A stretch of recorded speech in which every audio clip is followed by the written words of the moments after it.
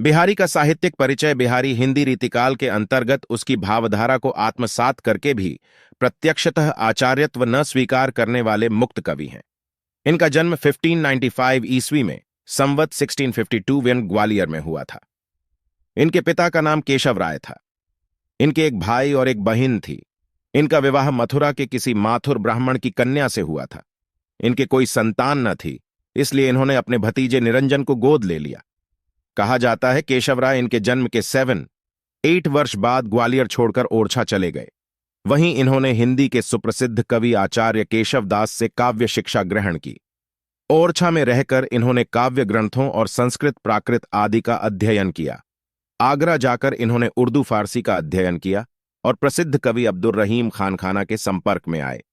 जनश्रुति है कि इन्होंने खान खाना की प्रशंसा में कुछ दोहे कहे, जिससे प्रसन्न होकर उन्होंने इन्हें पर्याप्त पुरस्कार दिया। ये शाहजहां के कृपा पात्र थे तथा जोधपुर, बूंदी आदि अनेक रियासतों से इन्हें वृत्ति मिलती थी। इन्होंने अपनी काव्य प्रतिभा से जयपुराधीश महाराज जयसिंह तथा उनकी पटरानी अनंत कुमारी को विशेष प्रभावित किया, जिनसे इन्हें पर्याप्त पुरस्कार और ग्राम मिला तथा ये दरबार के राजकवि भी हो गए। जयपुर के राजकुमार राम सिंह का विद्यारंभ संस्कार इन्होंने कराया था। ये रसिक जीव थे।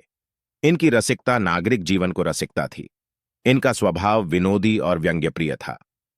ये 1663 ईस्वी संवत 1720 के आसपास परलोकवासी हुए। इनकी एक ही रचना सतसैया मिलती है। इसमें इनके बनाए 713 मुक्तक दोहे तथा सोरठे संग्रहीत हैं। इसके अतिरिक्त इनके 3 कवित्त भी उपलब्ध हैं। हिंदी में समास पद्धति की शक्ति का परिचय सबसे अधिक बिहारी ने दिया है। सांग रूपकों का निर्वाह, पर्याय व्यापारों के समाहार और विविध चेष्टाओं के एक साथ संयोजन की बहार बिहारी के चुष्ट दोहों में देखी जा सकती है। काव्य के लिए अपेक्षित सभी विषयों का सामान्य परिचय इन्हें था, लेकिन इन्हें उन सभी विषयों का विशेषज्ञ नहीं कर सकते। इनकी रचना में ज्योतिष की कुछ बातें ऐसी अवश्य है जो असाधारण है। सामाजिक, राजनीतिक, धार्मिक बातें भी अप्रस्तुत रूप में आई है। इनके लोक ज्ञान का परिचय भी मिलता है। अप्रस्तुत रूप में बहुत सामान्य बातें लेकर इन्होंने अपनी काव्य मर्मज्ञता भी दिखाई है। लोक ज्ञान और सशस्त्र ज्ञान के साथ ही साथ इन्हें काव्य ज्ञान भी अच्छा था। रीति का इन्हें परिपक्व ज्ञान था। इन्होंने अधिक वर्ण्य सामग्री श्रृंगार के क्षेत्र से ली है। प्रेम के संयोग पक्ष में इन्होंने नक्षिक का वर्णन अधिक किया है, पर रतुओं का नाम मात्र का। विभाव पक्ष के विधान में इन्होंने रूप वर्णन पर अधिक ध्यान दिया, हृदय पर पड़े प्रभाव पर उतना नहीं। नक्षिक के भीतर इन्होंने अधिक रचना नेत्रों पर की और उसके अनेक व्यापार दिखाए हैं, उनका संचार, बेधकता, चंचलता, विशालता आदि आदि। कहीं सीधा वर्णन है, कहीं रूपक, उत्प्रेक्षा, उपमा, श्लेष आदि की लपेट में है। श्रृंगार के संयोग पक्ष में सौंदर्य, दीप्ति, कोमलता आदि की वस्तु व्यंजना बिहारी में काव्योपयुक्त है। बिहारी ने पूर्वानुराग का वर्णन अधिक किया है, पर प्रवास का अधिकतर।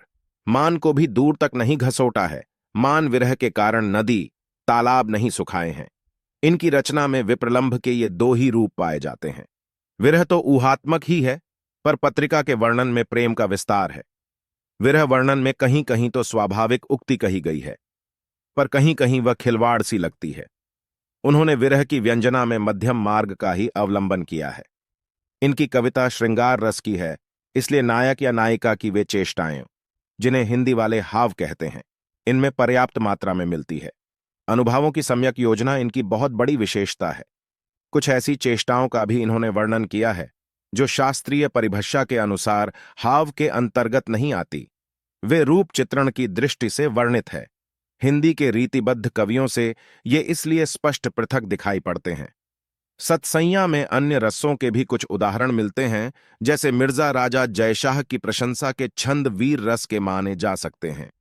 हास्य रस में पारा वाले वैद्य और मारक जारज योग वाले ज्योतिषी संबंधी दोहे रखे जा सकते हैं। प्रतीय दोष कहने वाले पौराणिक जी भी हंसी के आलंबन है। इन्होंने भक्ति के उद्गार उक्ति स्वारस्य के लिए समय समय प्रकट किए हैं। ये निम्बार्क संप्रदाय में दीक्षित थे, पर काव्य की सर्वसामान्य भूमि पर पहुंचकर निर्गुण और सगुण में या राम और कृष्ण में कोई भेद नहीं मानते थे।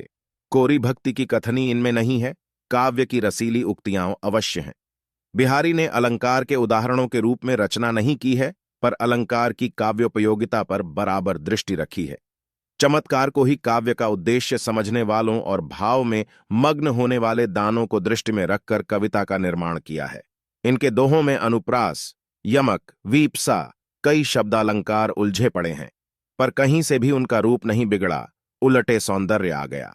केशव के प्रभाव से समझिए या चमत्कार की रुचि के कारण इनकी रचना में कहीं कहीं ऐसा अप्रस्तुत विधान भी है जो केवल शास्त्र कथित रूप रंग को लेकर है।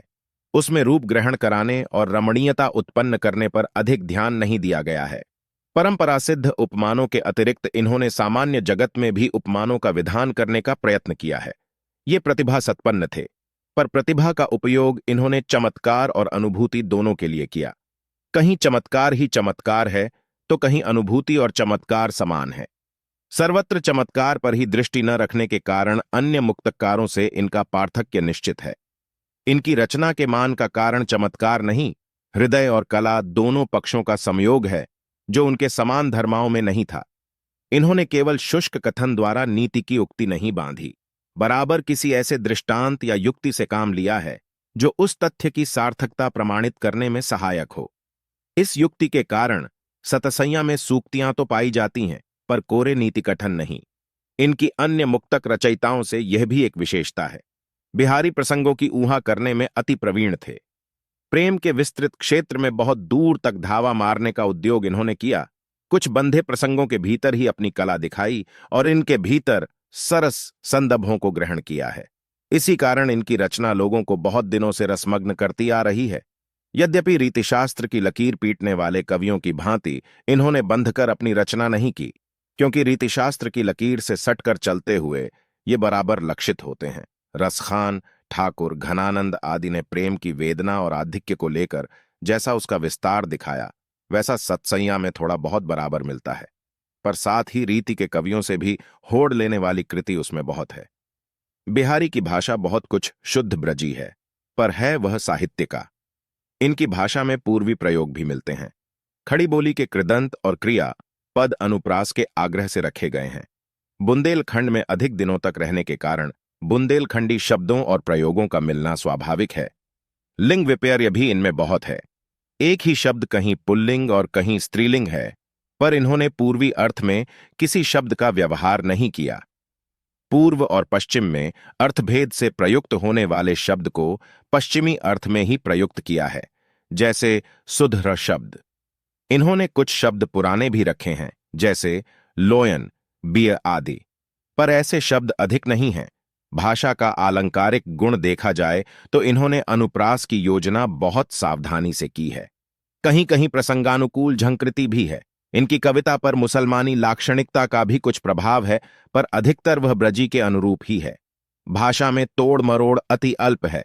जहां ऐसा है वहां छंदानुरोध से ही है।